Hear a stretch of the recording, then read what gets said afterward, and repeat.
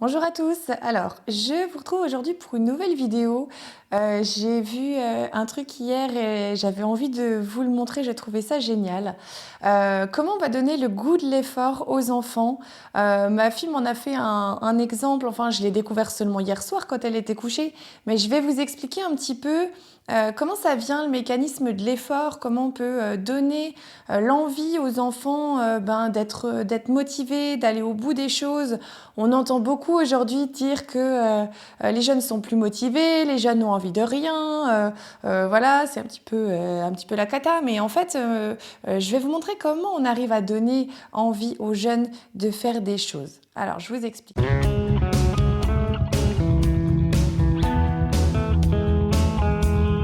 Hier, on était en repas avec toute la famille, voilà, et ma fille de 5 ans s'était mise assise toute seule sur la petite table à côté.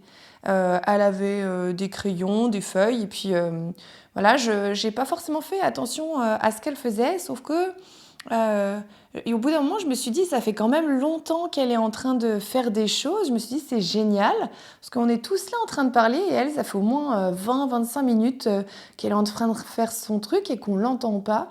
Et puis c'est tout. Et puis après, quelqu'un a allumé une vidéo ou je sais plus quoi sur son téléphone, et puis hop, elle est revenue, elle a totalement arrêté de faire ce qu'elle était en train de faire. Et puis c'est tout, elle n'y est pas retournée ensuite parce qu'il y avait du monde, il y avait du bruit, il y a d'autres personnes qui sont arrivées, d'autres enfants, donc après elle est allée jouer, et puis elle n'a pas repris ce qu'elle était en train de faire. Mais je vais vous montrer ce qu'elle était en train de faire, ce qu'elle a fait donc pendant ce petit moment-là. En fait, elle a pris un petit truc de pochoir comme ça, et hop, j'ai découvert en fait qu'elle avait fait ça. Donc elle avait fait des petits pochoirs, mais c'est surtout ce que j'ai trouvé génial, c'est ça. Regardez, toute cette ligne-là. Et puis quand j'ai repris le pochoir, en fait, j'ai vu que le petit angle là, le petit angle était un petit peu tout griffonné. Et donc, en fait, regardez cette petite ligne, elle a fait que des petits losanges en pochoir comme ça. Tout le long, tout le long, tout le long. En fait, elle a fait que des petits losanges avec l'aide de ce tout petit morceau de pochoir. Donc, elle a fait sa petite ligne complète, complète, complète de losanges. Et puis après, je vais vous le mettre en plus zoomé. J'espère que vous verrez. Sinon, je ferai une photo et je vous la remettrai sur la vidéo. Et puis après, en fait, elle a fait des petits cœurs à l'intérieur de tous ces losanges. Et puis ensuite, elle s'est dit, je vais les colorier. Alors, j'aurais pu lui demander, j'essaierai de lui demander, je ne sais pas ce qu'elle avait voulu faire. Si j'ai l'info, je vous la remettrai en bas dans la vidéo. Je ne sais pas ce qu'elle avait voulu faire avec ces petits traits violets. Mais en fait, j'ai trouvé ça fascinant de me dire qu'en fait, on lui a demandé à aucun moment, on ne lui a demandé de faire quoi que ce soit. Elle a pris son truc de pochoir, là, elle a pris sa feuille et elle a fait sa ligne complète toute seule, enfin sa colonne complète toute seule de petits losanges. Et puis elle a ajouté ses petits cœurs et puis elle a ajouté ses couleurs. Et je suis persuadée que s'il n'y avait pas eu ce moment à table où quelqu'un allume une vidéo qui l'attire en fait, où elle s'est dit « Ah mais c'est quoi ça ?» Et puis ensuite elle nous a rejoint à table et en fait elle s'est arrêtée dans ce qu'elle était en train de faire. Je suis persuadée qu'elle serait allée au bout. Imaginez quand même si je lui avais dit, si je lui avais dit « Fais une colonne, elle fait que des petits losanges et surtout tu t'arrêtes pas et tu vas vraiment jusqu'en bas. » Mais vous croyez qu'elle aurait fait quoi? Elle aurait dit, mais j'ai pas envie de faire ça. Et en fait, jamais elle aurait fait ça. C'est-à-dire que c'est très important de laisser les enfants faire ce qui les intéresse. Vous voyez, je vous ai déjà parlé du jeu libre. Le jeu libre, j'ai fait une vidéo complète pour expliquer ce que c'était. Mais vous voyez, ça part de là, en fait. Elle était sans contrainte à un moment donné. Elle s'est dit, tiens, je vais prendre ça, et puis je vais prendre ça, puis je vais commencer à faire mon truc. Et en plus, je me souviens que quand elle a commencé, elle avait juste un stylo. Elle avait juste son stylo noir là et je lui ai dit mais tu sais, tu peux prendre des feutres pour t'amuser, pour dessiner. Elle m'a dit oui, je les prendrai après. Et je crois qu'ils n'étaient pas sur la table au moment-là. Elle avait juste son petit stylo noir. Et elle me faisait mal au cœur en plus avec son petit stylo noir quand j'ai vu qu'elle s'installait. Et finalement, j'ai pas du tout suivi ce qu'elle faisait. Mais donc elle a pris son petit stylo noir et elle a fait. Et si c'était moi qui lui avais dit, écoute, viens, on va faire une colonne de losange ou on va faire, je sais pas, toute la feuille de pochoir. Enfin, si c'était moi qui avais imposé, jamais elle aurait fait ça, jamais elle serait allée au bout.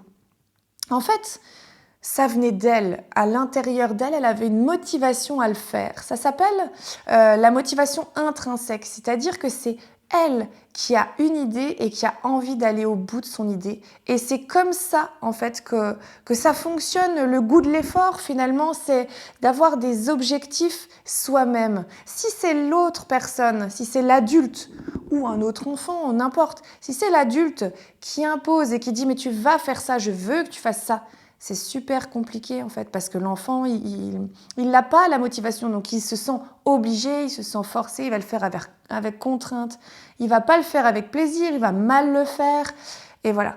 Et finalement, je faisais un petit peu, parce que hier, quand j'ai vu ça, moi, ça m'a ça m'a épatée. En fait, j'ai trouvé ça merveilleux.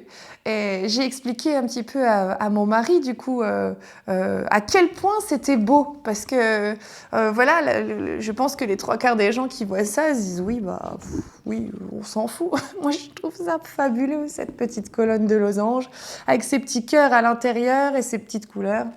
Je trouve ça fabuleux. Et donc j'ai expliqué à mon mari, je faisais le parallèle avec les devoirs. On a donc une fille de 5 ans qui a fait ça, et puis on a une fille de 7 ans qui a des devoirs à faire. Et assez souvent, ça peut être conflictuel quand on lui dit fais tes devoirs, non, j'ai pas envie. Et voilà, on rentre dans un espèce de rapport de force où c'est t'as pas le choix, t'es obligé, il faut faire les devoirs.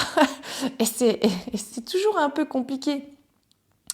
Et ce qu'il faut comprendre, c'est que les enfants, ils apprennent quand ils ont envie d'apprendre et quand ils ont une espèce de motivation à l'intérieur d'eux-mêmes pour réussir. Si un enfant lui dit tu dois apprendre à lire, allez, il faut que tu lises, en fait, il n'a pas du tout envie de lire. Par contre, si on lui montre à quel point c'est bien de lire, si on lit avec lui, si on prend plaisir, lui-même, il va se dire ah, finalement, c'est quand même sympa ce qu'il y a dans ces livres. Je vais prendre un livre, puis je vais quand même essayer de lire un petit peu, puis je vais demander de l'aide. Mais j'ai envie de lire, moi. Si on est là toujours à imposer, ça fonctionne pas, en fait. Enfin, ça fonctionne beaucoup plus difficilement. Ma fille, elle me le dit des fois. Pourtant, on lit tout le temps des livres ensemble. Et des fois, elle me dit « Oh, j'ai pas envie de lire, c'est trop dur, ça me saoule. » Et puis, on est un petit peu... on a des moments comme ça où c'est presque conflictuel. J'ai pas envie de lire. Ça me saoule. Moi, je lui dis « Bah si, dans tes devoirs, tu dois lire tel texte. » Finalement, elle finit par le faire parce qu'elle sait que c'est pour l'école. Mais des fois, je lui dis « Bah viens, lis un petit peu. » En fait, ça marche pas, évidemment, ça marche pas.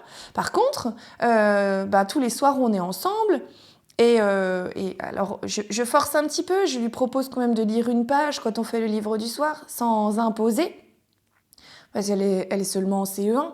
Mais voilà, je lui suggère de lire une page, donc là, elle est plutôt imposée. Et puis c'est tout, après, c'est moi qui lis. Je force pas à ce qu'elle en lise de trop. Et ensuite...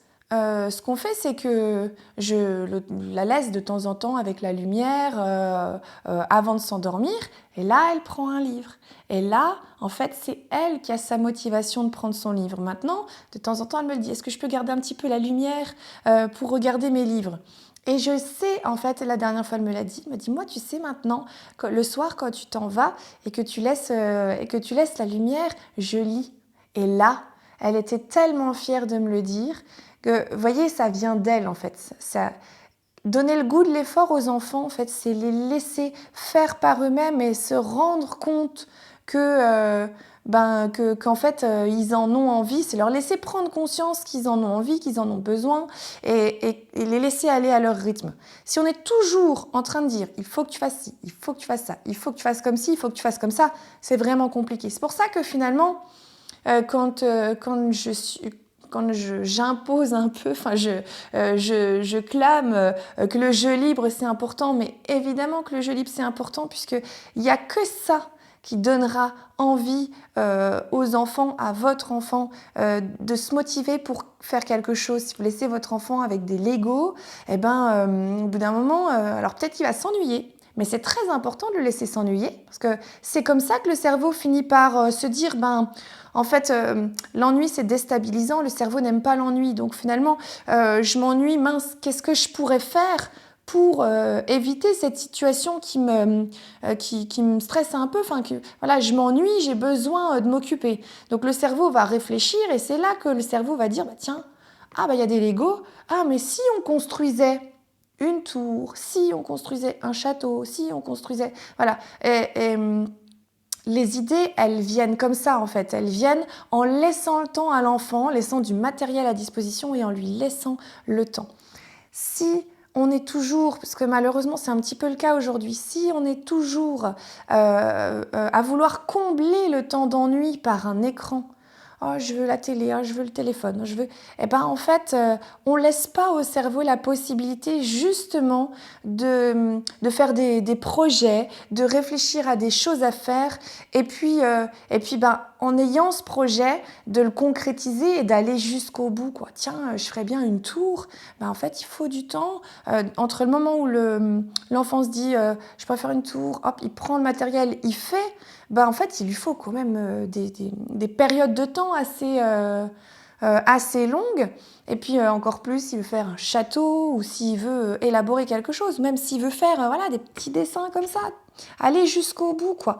Aller jusqu'en bas, vraiment, le faire complet. Et puis ensuite, se dire, ben, ensuite, je vais faire mes petits cœurs. J'aimerais vraiment, quand elle rentrera de l'école tout à l'heure, je vais lui demander, j'aimerais vraiment savoir ce qu'elle avait là, enfin, si elle avait une intention derrière ou pas, parce que des fois, c'est juste faire pour faire joli, mais sans forcément avoir d'objectif. Peut-être qu'elle a commencé en disant, tiens, je vais faire un losange, je vais peut-être en faire quelques-uns. Jamais peut-être qu'elle s'était pas dit, je vais faire toute la colonne complète jusqu'en bas, puis après, je vais les colorier, puis après, je vais dessiner des petits cœurs à l'intérieur. Puis après, je vais faire des petits fils là violets, je sais pas. Je ne sais pas ce qu'elle s'est dit, si j'ai l'info, je vous l'écrirai en dessous de la vidéo. Mais voilà, l'idée, c'est de dire, donner le goût de l'effort aux enfants, c'est aussi leur laisser du temps, en fait. Leur laisser du temps, leur laisser de l'espace à penser pour qu'eux-mêmes puissent trouver la motivation de faire des choses. Les enfants qui se lèvent, et j'exagère, mais je veux dire, un enfant qui se lève et qu'on colle devant la télé toute la journée, en fait, il n'a pas du tout le temps d'avoir le goût de l'effort et c'est même le plaisir facile, la récompense facile en fait. Il n'a rien à faire, et hop, il a la télé, ça défile et il est totalement passif en fait. Et il a quelque part quelque chose de plaisant sans avoir fait aucun effort.